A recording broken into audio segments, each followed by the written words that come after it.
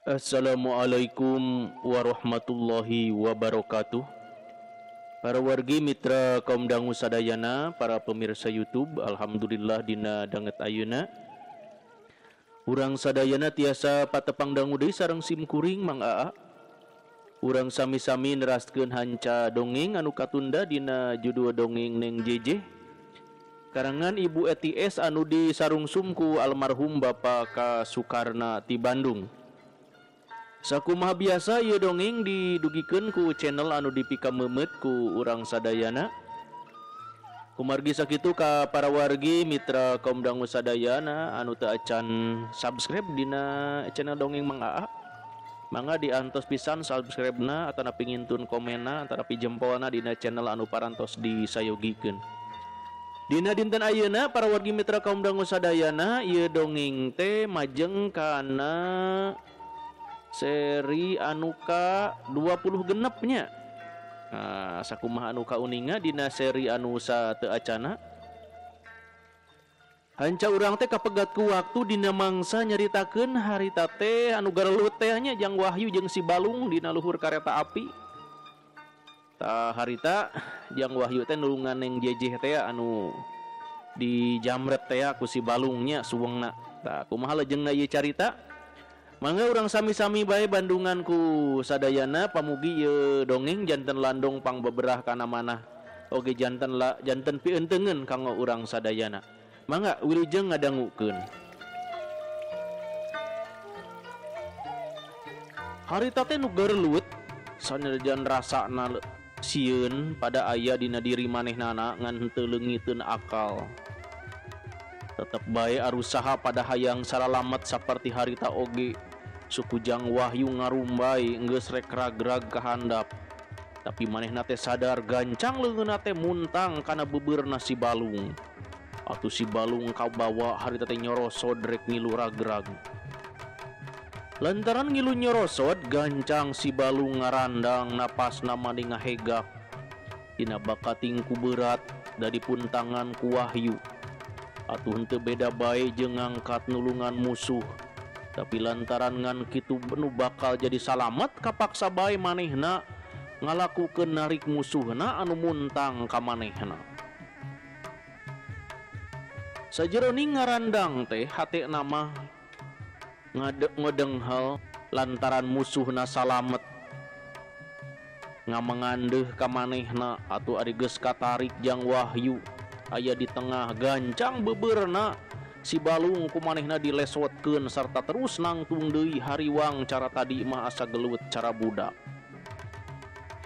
Si Balung ambekeun pisan jung deui manehna nangtung panonna mani murilang beungeutna pucet baluas sabab tadi rek kabawa ragrag. Bareng jeung musuhna untung masih keneh kuat manehna bisa ngarayap sarta harita kekerot neuteub musuhna anu keur nangtung. Naha sia lain muntang deui kurang ajar. Cek si Balung bari ugag-igeg teh neangan akal hayang ngaragragkeun musuhna. Teu perlu muntang ayeuna mah deuleu. Da geus salamet aing mah. Tadi mah muntang sote embung ragrag sosoranganan aing teh. Cek Jang Wahyu bari ugag-igeg deui kagudag-gideg ku dengdekna kareta api. Sajeroning ting ari gegret Jang Wahyu teh ngareret tukangeunna si Balung aya talang halangan. Atuh manehna reuwaseun katambah geus deukeut pisan Jang Wahyu mani buncelik tina bakating ku sieun. Manehna teu loba pikir gancang bae harita teh deregdeg manehna lumpat gajeng luncat bari peureum geus teu mikir bahaya.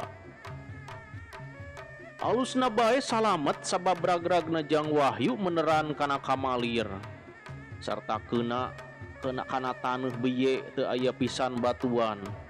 Atuh manehna ngarenghap bari neuteub ka musuhna anu harita nasibna kawas eukeur ditungguan kuno arek nyabut nyawa teu meunang hirup di dunia.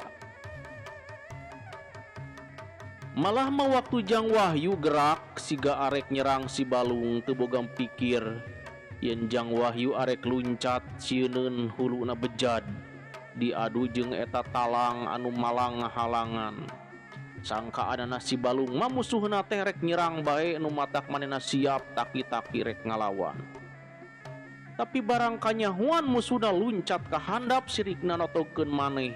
Takara si Balung ngarti yen didinya aya bahaya.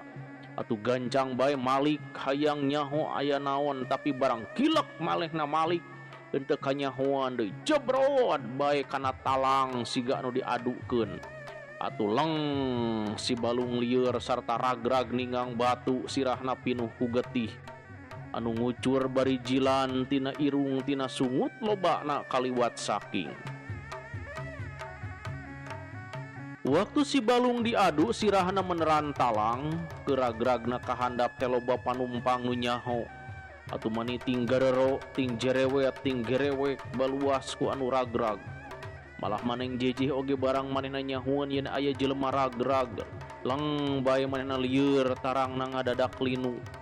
Ku manehna dicekelan rarasaanna bejad, ting arngab ting nyerawut les teu inget kapaehan.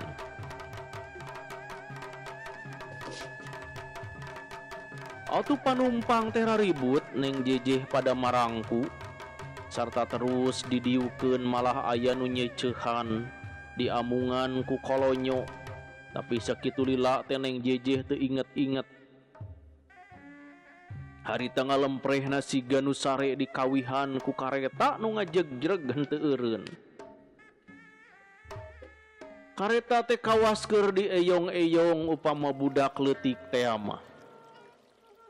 Sabalikna Jang Wahyu mah harita mani ngorejat timbul rasa welas asih sanajan ka musuh oge. Ari cilaka mawatir ngarengko di sisi rel anu garintul ku batu. Jeung getihna ucaceran ngalembereh teu usik ngalempreh teu usik Malik. Gencang bae disampeurkeun sugan masih keneh hirup ku manehna rek ditanya. Ari Joa teh mani pawur Jang Wahyu teu kuat neuleu kana beungeutna musuh teh. Rupana oge geus pangling sirahna siga nu remek atuh Jang Wahyu teh nyengir bari neuteub nu cilaka. Barang awakna dirampak si horeng eueuh nyawaan kawas ngaheneng cara sare anu salawasna. Teu sangka nya ari umur ceuk gerentas hatena Jang Wahyu mani ngalimba sarta neuteub kana beungeutna nu maot. Bari terus ngupat dina jero hatena. Meureun kudu mah kuring anu kieu teh. Tapi kersana Gusti Allah mah bet kudu anjeun geuning. Nuhun Gusti, abdi masih dipercanten hirup di alam dunia. Ras Jang Wahyu teh ingeteun kana sumberna nyaeta neng jejeh.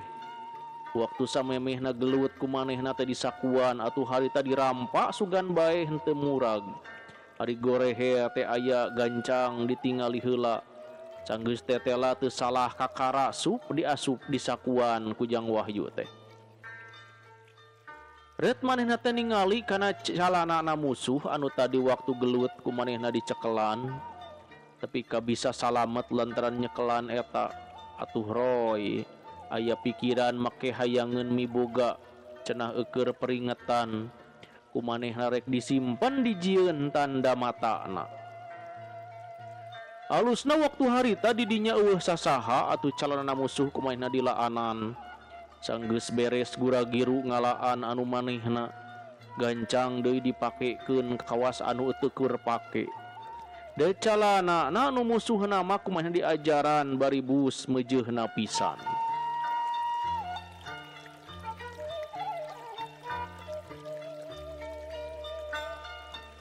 Sanggeus tuker calana nama gancang Jang Wahyu teh indit ninggalkeun layon musuhna nu diburu ku manehna rek neangan jalan raya. Teu wudu hese beleke sabab jalana teh mabal. Tapi ari ngeureuyeuh mah jalan gede teh kapanggih terus manehna nungguan. Maksudna arek megat truk hayang buru-buru nyusul kaneng jejeh nu ka Bandung. Alusna teu lila nunggu joal teh aya kendaraan ti Lebak mani ngahiung kadenge sora mesinna atuh Jang Wahyu curinghak. Terus harita ka tengah arek megat kendaraan sugan bae karunyaeun ka manehna daek mawa. Barang jo tetela pisan kendaraan anak teh truk gancang ku Wahyu dipegat. Reg eta truk teh eureun heula. Aya naon jang? Cek supir siga nu keheul pedah di stop keur waktu nanjak.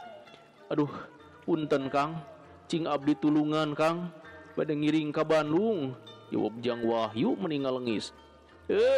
Tong megat dinu nanjak atuh, hayo naik. Jawab supir bari camerut. Aduh, nuhun Kang. Jawab Jang Wahyu bari terus naik kana luhur truk sarta gek diuk deket kenek. Anu harita diuk nyelegon luhureun muatanana.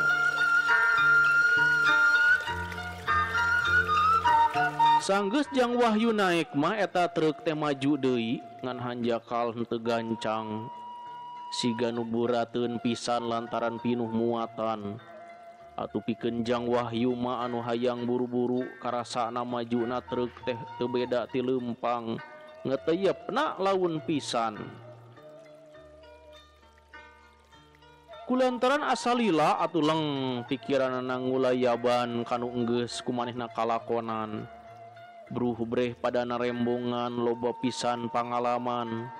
Ras inget waktu keur gelut jeung sileunyai pasal adina. Ras deui waktu maledog tapi keunana nyalahan beut kana ramakna Neng Jejeh. Komo waktu ditutunjuk ku ramana Neng Jejeh teh mah. Manehna maningal limba tina bakatingna langsa. Kusabab teu boga dosa airas keur waktu palid babarengan jeung Neng Jejeh aya reuwas aya suka. Pangalaman waktu eta reuwas lantaran baluas. Bet sieun kadieunakeun ari nu dipake suka lantaran Neng Jejeh sidik ka manehna teh bogoheun. Atuh mani geregeteun hayang geura-geura datang tepung deui jeung Neng Jejeh sarta kolot nanyahueun yen manehna salamet. Bet tada teuing bungahna lamun Neng Jejeh disambat diangkeun deui ku sepuhna jasa diri manehna. Atuh hatena tibelat ras inget deui ka Neng Jejeh sarta ngupat dina jero hatena. Neng, teu naon atuh Neng, hariwangku engkang pangintennya, cek gerentas hatena Wahyu ngalamuna mani anteng. Ari anu dilamuna Neng Jejeh waktu harita kapaehanana eling sarta geus di Padalarang sabab kareta teh eureunangan karek di Padalarang. Di halte-halte nu leutik harita mah henteu eureun. Atuh ribut panumpang teh galecok sarta burber ngabejaan kanu wajib yen aya anu cilaka waktu kareta keur jalan. Beungeutna Neng Jejeh pucet. Pias teu aya getihan lantaran manehna ngarti yen anu gelut tadi teh duana carilaka lantaran sarua ragrag tang tu tiwas moal hirup. Atuh segruk bae ceurik bari ngaleos ngiciprit mapai-mapai sisi rel nyusulan kanu cilaka. Leumpangna Neng Jejeh gancang jeung teu aya kahariwang bakating ku hayang tepung. Hayang panggih jeung Kang Wahyu anu harita cilaka. Sugan bae hirup keneh arek dirawu di pangku nu matak manehna ngincid. Geus poho dikacape jongjon bae mapai real bari unghak-inghak ceurik.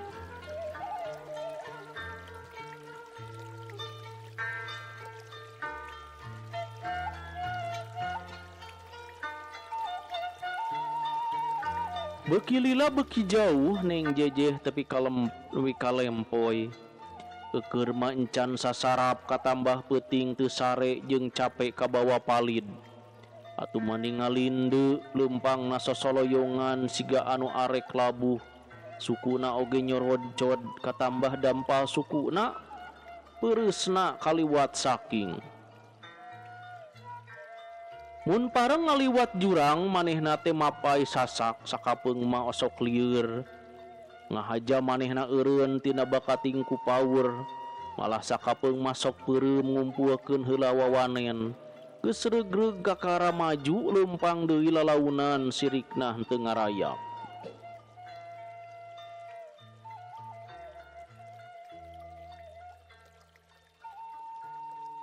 Lantaran dikereuyeun jeung saja jalan nanyakeun sugan aya nu nyahoeun lebah mana nu cilaka. Tungtungna jadi kapanggih aya nu nyarahoeun ngadenge nu cilaka sirahna tepi kabeulah. Neunggar talang anu malang malah ayeuna mayitna dibawa ka rumah sakit. Sanggeus anu ditanya harita teh dituduhkeun palebahna eta talang, terus Neng Jejeh teh indit henteu ngamanggakeun heula.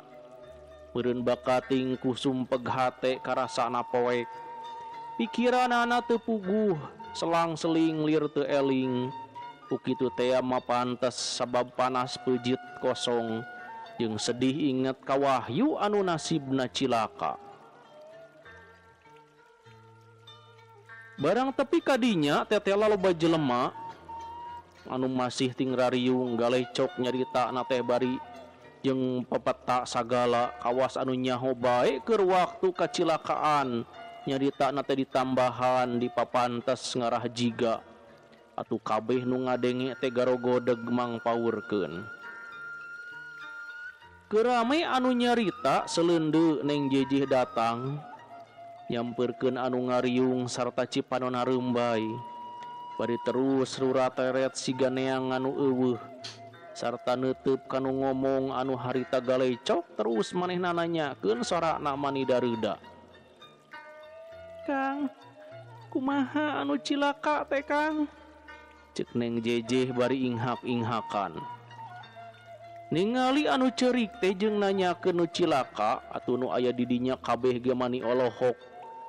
Siga nu heraneun pisan Neng Jejeh padana reuteub sabab tetela istri teh teu warawuh jeung manehna sarta yakin urang jauh da acan papanggih pisan atuh pok bae dijawab bari sakalian nanya. Nu cilaka mah tos diangkut ka rumah sakit Nyai. Ari Nyai saha? Sareng anu ti mana deui Nyai teh? Abdi mah anu ti Bandung Kang. Ari anu nyarebut mah pun Jejeh abdi teh. Jawab Neng Jejeh cipanonna teh nyurucud. Ari anu cilaka teh saha Nyai? Pun lanceuk eta teh Kang. Tapi daduaan harita mah. Dua nana nu cilaka teh Kang. Duaan? Nah dengan saurang anu cilaka mah sanes duaan. Cek urang dinya beuki heraneun bae. Ari anu saurang deui ka mana atuh Kang? Cek Neng Jejeh hatena beuki teu genah. Eta kumaha mimitina make araya diluhureun pareta api. Cek urang dinya beuki hayangeun nyaho kana pasalna. Waktu abdi sareng pun lanceuk aya di jero kareta suweng abdi dijamret ku hiji bangsat Kang. Sanggeus ngadudut eta suweng bangsat teh terus kabur naik ka luhur kareta api. Abdi teh jejeritan harita teh. Hari pangajerit lain ilbar-lebar teuing ku suweng. Ku ngaraos nyeri bae maklum suweng teh dijajaman. Tanya waktu harita pun lanceuk nafsu rupina mah. Da teras bangsa teh diudag ka luhur. Sadayana terangeun panumpang teh. Yen aya anu barag-brigrug di luhureun kareta api. Ceuk sadayana oge atuh nu bagbrigrug teh nyaeta pun lanceuk sareng bangsat anu nuju garelut di luhur kareta api.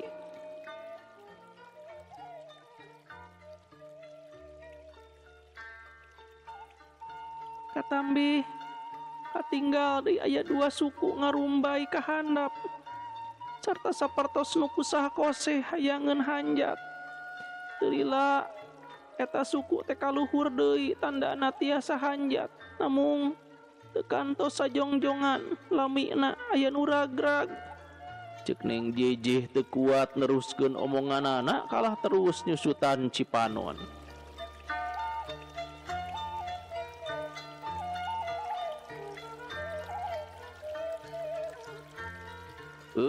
Jadi nu ragrag teh garelut atuh lamun kitu mah nya.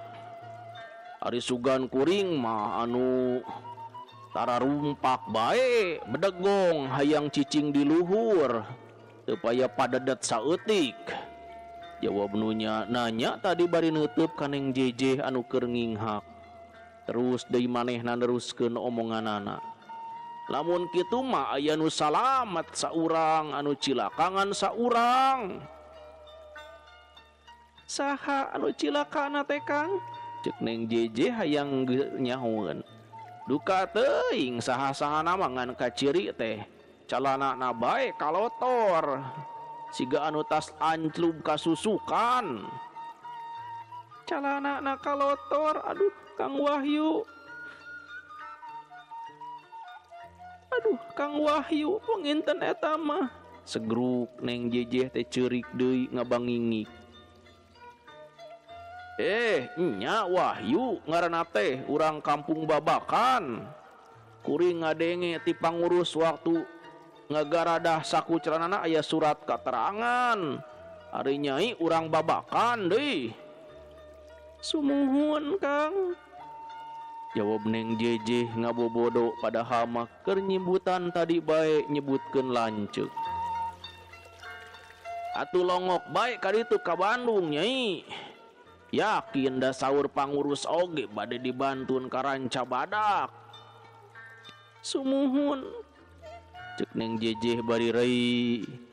Harita teh Cimata na ngabarebei bari rurat reret ka beulah wetan. Ari breh teh aya dua lalaki eukeur nyampeurkeun kadinya. Sarta tetela Neng JJ wawuheun pisan. Kulantaran nu daratang sidik sileuy Nyai jeung Ahmad. Atuh Neng JJ reuwaseun sarta harita ngaleos. Jalana mabal ka kampung nu dimaksud ku Neng JJ. Ngarah tetepung jeung Ahmad nu sidik nyusul manehna. Anu matak buragu giru tina bakating ku sieun. Atuh nu aya di dinya KBG olohok bae neuleuh polah Neng JJ teh. Marehna silih pelong kawas nu silih tanyakeun. Kunaon eta awewe ari aya anu datang dua lalaki kadinya manehna teh gura giru kawas nu sieunun pisan. Nya kitu deui Den Ahmad anu bareng jeung sileuy Nyai keur nutur-nutur Neng JJ. Sabab waktu keur taruruun ngadengikeun anu ragrag Neng JJ diintip bae. Malah Neng JJ miosna waktu ngantunkeun padalarang ku sileuy Nyai jeung Den Ahmad harita ditaluturkeun ngan henteu wanieun deukeut sok sieun kumaha onam. Den, tuh Neng JJ na ngaleos geuning Den, ceuk sileuy Nyai ngabejaan ka Den Ahmad. Nyah kuring oge leuh Nyai. Keun antep da moal ka mana leosna euy. Sabab manehna moal wanieun datang ka indung bapana mah. Jawab Den Ahmad harita teh bari imut. Geus ari urang bade naon atuh Den? Urang tanyakeun saha anu cilakana teh leuh Nyai. Nah, batur urang si Balung atawa si Wahyu anu cilaka teh. Kumaha lamun duanana? Cek sileuy Nyai bari neutup.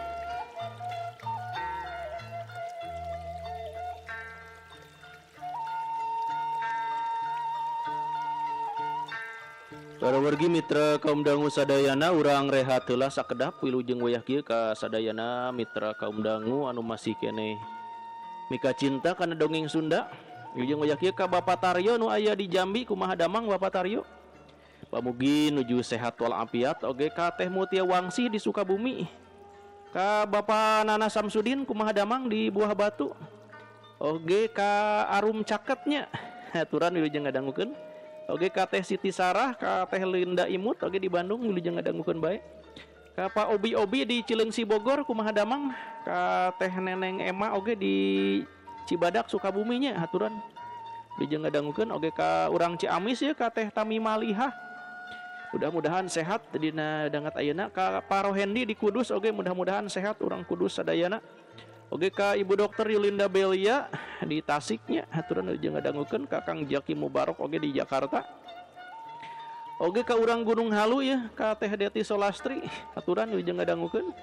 ka Teh Enji oge sami oge ka urang Cililinnya ka Kang Dadang Sobari ya aturan wilujeng ngadangukeun oge ka Pak Tajudin Pijit di Sumedang lajeng ka Bapak Won di Kampung Sukamanah Barat Cikampek aturan oge ka Pak Muhammad Suyanto di Sukamandinya lajeng ka Teh Khotimah oge wilujeng ngadangukeun oge ka Pak Prabu Arjuna lajeng ka Pak Ade Sukarna ya kumaha damang mudah-mudahan damangnya dina danget ayeuna ka Pak Tedi Rahmat nu aya di Kadungora oge wilujeng ngadangukeun oge ka Pak Yaya Subrata ya kumaha damang dina danget ayeuna mudah-mudahan sehat walafiat oge ka Teh Wiwin nu aya di Sumedang lajeng ka Teh Anu Nur Hasanahnya aturan wilujeng ngadangukeun bae atau dikumkeun bae ka anu sanesna mah nu masih ngadangukeun dongeng Sunda mudah-mudahan sadayana dina danget ayeuna nuju sehat walafiat amin ya Allah ya robbal alamin supados teu nyangkolong ting kana waktos mangga urang sami-sami bandungan bae teraskeun ieu dongengna mangga wilujeng ngadangukeun nya kitu deui Dan Ahmad anu bareng jeung si Leunyai keur nutur-nutur neng jejeh sabab waktu keur tarurun ngadengekeun anu ragrag neng jejeh diintip bae malah neng jejeh miosna waktu ngantunkeun pada larang ku si Leunyai jeung Den Ahmad harita ditaluturkeun nganu henteu wanieun deukeut sok sieun kumaha onam Den tuh neng jejeh teh ngaleos Den ceuk si Leunyai ngabejaan ka Den Ahmad nyaho kuring oge Leunyai keun antep da moal ka mana leosna euy sabab manehna mah moal wani lamun datang ka indung bapak nama jawab Den Ahmad harita teh bari imut ari enggeus urang bade naon atuh Den keun urang tanyakeun saha anu cilakana teh euy nah batur urang si Balung atawa si Wahyu nu cilaka teh kumaha lamun duanana Den ceuk si Leunyai bari neuteub wah terjadi karugian nanaon pikeun urang mah da moal kababawa Leunyai eta mah urusan maranehanana duaan euy sumuhun Den tapi urang miwarangna pan saha nu nyahoon Leunyai yen urang anu nitahna sedang anu ditahna oge geus paraeh lain ceuk Den Ahmad harita teh malik nanya sumuhun nya Den mudah-mudahan bae urang sing salamet sarta hasil nu dimaksad Den jawab si Leunyai bari terus bae manehna mah nyeleundeuk nyampeurkeun anu keur ngariung ari Den Ahmad nuturkeun ti pandeuri kumaha Kang wartosna nu cilaka teh yeuh ceuk si Leunyai kanu ngariung geus teu asa-asa deui kawasna siga urang dinya bae maot jang jawab salah saurang anu ngariung duanana maotna teh Kang anu katingalina mah ngan saurang da teu aya deui anu cilaka iwal ti saurang tapi saur anu istri anu bieu ka dieu mah duaan cenah duka atuh anu mana mah mana nu bener da bukti nu dibantun karaca badak mah saurang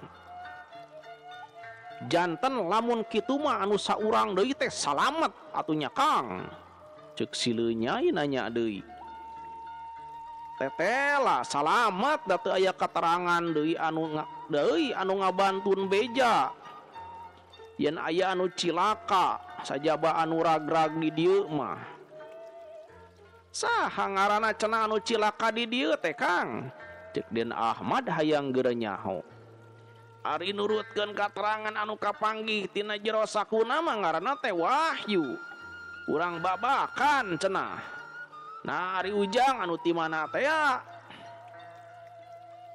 abdi oge ti kampung babakan Kang malah upami dipercanten mah Wahyu teh dahuan abdi ceuk si Leunyai mang jawabkeun ke ari istri anu bieu ka dieu oge nyebatkeun lanceuk deui ka Wahyu teh. Ya tos kitu. Sanes Kang, sanes lanceukna. Namun kabogohna paling-paling oge.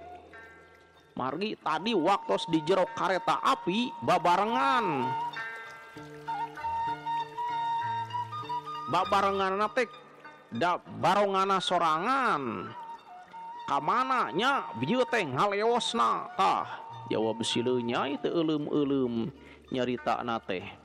Atuh puguh bae anu area di dinya palarecayaeun. Kadi tuh ka jalan gede meureun tujuanana teh jang. Sawioskeun bade dibujeng bae atuh Kang. Da atos sidik ayeuna mah anu maot teh dahuan abdi. Ayeuna mah bade dibujeng ka rumah sakit bae nya. Tapi hayang manggihan heula eta istri nu bieu. Da eta teh yakin kabogohna dahuan abdi. Mangga atuh kasadayana. Ceuk sileu nyai bade ngareret ka Den Ahmad sarta mere tanda ku ngaliekeun beheungna ngajak indir.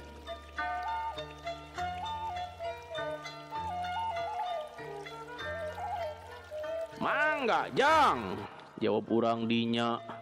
Bari nareuteub harita teh ka sileu nyai kejeung ka Den Ahmad. Anu harita teh ngaleos rek nyusulan awewe nu tadi teh. Sajeroning lelempang teh Den Ahmad sareng sileu nyai di jalan badami heula. Anu kaputusanan lamun panggih jeung Neng Jejeh di tempat anu tiiseun ku manehna rek dipaksa. Tapi lamun kaparengan kapanggihna di tempat anu loba jalma kapaksa kudu diolo kitu badamina teh. Tapi pikeun Neng Jejeh mah anu harita geus buleud. Pikirna rek nekad manehna moal nepungan ka kolot-kolotna Wahyu. Nya kitu ka bapakna ge anu saur Kang Wahyu mah ayeuna teh geus sadar. Tapi moal rek nepungan sabab matak nyeri bae kasuat ku lalampahan. Malah mah karanca badak manehna ge moal ngalongok. Sabab ceuk pikirna lamun ningali Kang Wahyu anu ragana geus ruksak. Tibatan jeung bisa lipur meureun kalah matak gering. Saumurna ngalang layung, saincak-incakna inget kana kabelaan Wahyu. Sarta meureun terus inget kana rupana Kang Wahyu nu ceuk beja. Tinu tadi mah geus ruksak sirahna oge beulah teu tingalina teh teu matut. Nu matak harita teh euleuh.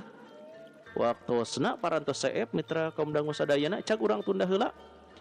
Ye dongeng Neng Jejeh dina bagian anu ka-20 genep dina dinten ayeuna insyaallah urang teraskeun deui dina seri-seri anu salajengna. Sakitu nu tiasa kapihatur dina dinten ayeuna hapunten anu kasuhun. Wilujeng kantun wassalamualaikum warahmatullahi wabarakatuh.